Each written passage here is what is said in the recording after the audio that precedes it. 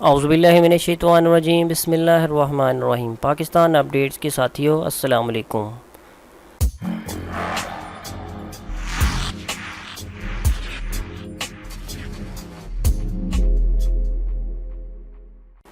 Armenia اور آذربائیجان میں جھڑپیں، نوگورنو Karabakh سے متعلق تنازع ہے کیا؟ آذربائیجان آرمینیا تنازع، پاکستان کشمیر پر حمایت کے بدلے ترکی کا احسان چکا رہا ہے۔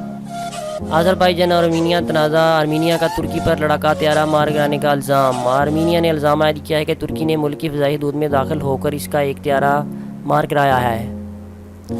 مولانا فضل الرحمان کے لہجے میں سختی اور نیب کے نوٹس کی بازگشت۔ فرانس، آنکھوں کے سیاہ ڈلوں اور جسم پر بے تحاشا ٹیٹو والے استاد کو ننھے بچوں کو پڑھانے سے روک دیا گیا۔ فرانس میں ایک استاد کو نرسری کے بچوں کو پڑھانے سے روک دیا گیا جس کا جسم ٹیٹو سے بھرا ہوا تھا۔ یہ فیصلہ ایک بچے کے والدین کی جانب سے ان کی ظاہری حالت کے بارے میں شکایت کے بعد کیا گیا۔ اور عام نوکری سے بچنے کے لیے چہرے پر ٹیٹوز بنوائے۔ دنیا بھر سے لوگ ٹیٹو بنوانے جاپان کیوں جا رہے ہیں؟ پاکستان کی سڑکوں پر الیکٹرک کار پالیسی اور امارات میں تاخیر کے باوجود کیا ای وی خریدنے کے لیے وقت ٹھیک ہے؟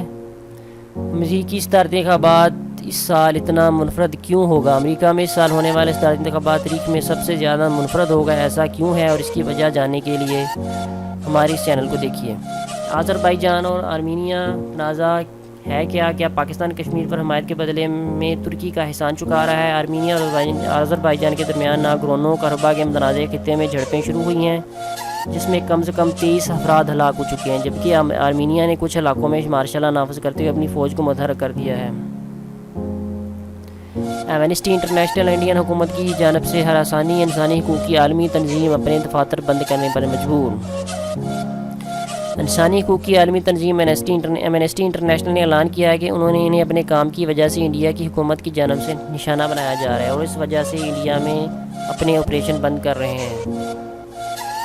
کویت کے امیر شیخ صباح احمد الصابح 91 برس کی عمر میں انتقال کر گئے۔ گوادر کی تاریخ بلوچ قبائل سے امان اور پھر پاکستان کے قبضے میں آنے والی بندرگاہ جس پر انڈیا کی بھی نظریں تھیں۔ تاریخ میں 2 کوفتیں ایسی گزری ہیں کہ جنہوں نے گوادر کی اہمیت کو پہچانا، برطانیہ اور اس کے بعد پاکستان۔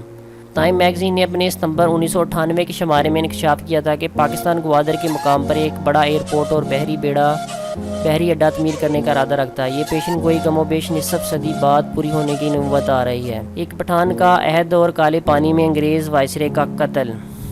کیا JF-17 تھنڈر رافال بمقابلہ JF-17 تھنڈر کیا فرانس سے خریدے گئے نئے رافال طیارے انڈیا کو پاکستان پر فضائی برتری دلا سکتے ہیں؟ تو پلیز ہمارے مزید ویڈیوز دیکھنے کے لیے ہمارے چینل کو لائک اور سبسکرائب کر دیے۔ Thank you.